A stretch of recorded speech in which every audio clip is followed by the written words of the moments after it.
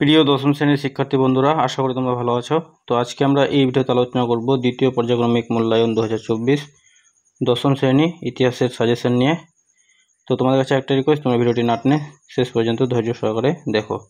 তো এই সাজেশনটি সম্পূর্ণ অধ্যায়ভিত্তিক। তো তোমাদের সিলেবাস হলো তোমাদের বইয়ের চতুর্থ, পঞ্চম এবং ষষ্ঠ অধ্যায়। তো এখানে আমরা 2 মার্ক, 4 মার্ক এবং 8 মার্কের সাজেশন আলোচনা করব। তো কথা না বাড়িয়ে ভিডিওটি শুরু করা যাক। তো দেখো, চতুর্থ অধ্যায় সংঘবদ্ধতা করার কথা, বৈশিষ্ট্য বিশ্লেষণ। এখান থেকে তোমরা প্রশ্নমান 2-এর বা 2 নম্বরের যে প্রশ্নগুলো পড়বে। প্রথম প্রশ্ন দেখো, মহারানীর ঘোষণাপত্র কি? কে, কবে ও কোথায় মহারানীর ঘোষণাপত্রটি প্রকাশ করেন?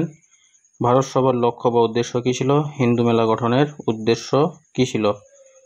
আরও পড়বে তোমরা, ইলবার্ট বিল কি? জাতীয়তাবাদ বলতে কী বোঝো?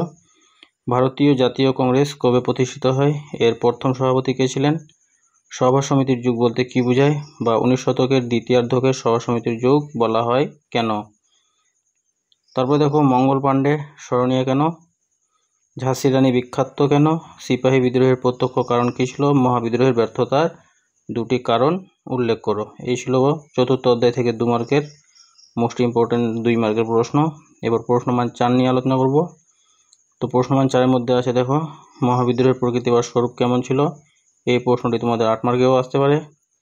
মহারানীর ঘোষণাপত্রের ঐতিহাসিক তাৎপর্য কী? খুবই গুরুত্বপূর্ণ প্রশ্ন। তারপর 1857 খ্রিস্টাব্দের বিদ্রোহের প্রতি শিক্ষিত বাঙালি সমাজের মনোভাব কিভাবে প্রকাশিত হয়েছিল? তারপরে ইলবার্ট বিল বিতর্কের গুরুত্ব বর্ণনা করো, অথবা ভারতের জাতীয়তাবোধ জাগরণে ইলবার্ট বিলের ভূমিকা কী ছিল? অথবা টিকা লেখো ইলবার্ট বিল আন্দোলন। তারপরে দেখো, আনন্দমঠ উপন্যাসটি কিভাবে জাতীয়তাবাদী চেতনা বিস্তারে সহায়তা করেছিল? ভারতের জাতীয়তাবাদের উন্মেষে বিবেকানন্দের বর্তমান ভারত গ্রন্থের অবদান কী ছিল? তারপর প্রশ্নমান 8, সংক্ষেপে মহাবিদ্রোহের চরিত্র বিশ্লেষণ করো, অথবা মহাবিদ্রোহের চরিত্র ও প্রকৃতি বিশ্লেষণ করো। পঞ্চম অধ্যায়, বিকল্প চিন্তা উদ্যোগ, 19 শতকের মধ্যভাগ থেকে 20 শতকের প্রথম ভাগ পর্যন্ত বৈশিষ্ট্য পর্যালোচনা। এখান থেকে 2 মার্কের যে প্রশ্নগুলো তোমরা পড়বে। প্রথম প্রশ্ন, শ্রীরামপুর ত্রয়ী বিখ্যাত কেন?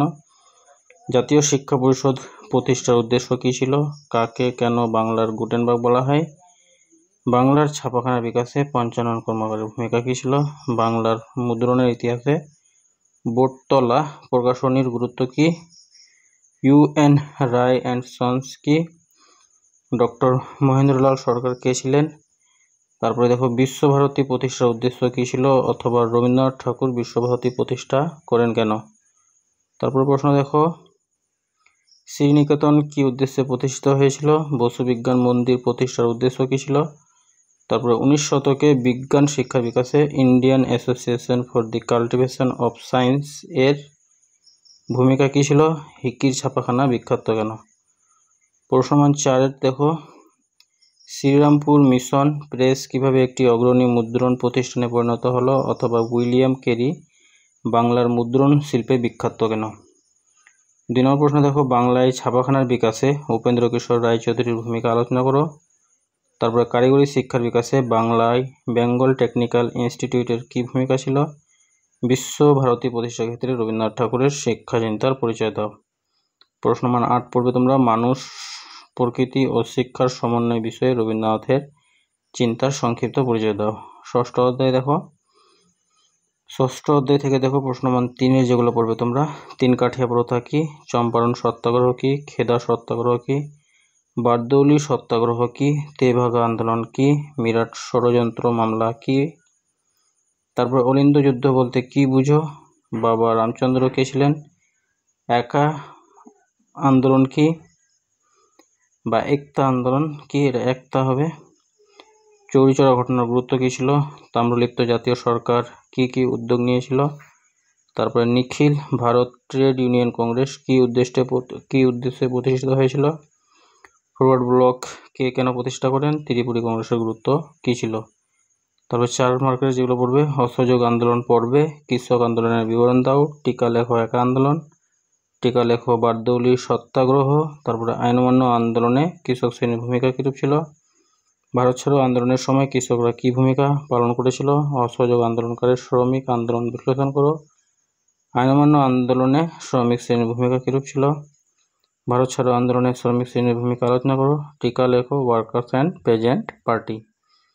তারপরে এখান থেকে 8 মার্কের পূর্বে তোমরা 20 শতকের ভারতে উপনিবেশ বিরোধী আন্দোলনে বামপন্থীদের ভূমিকা আলোচনা করো।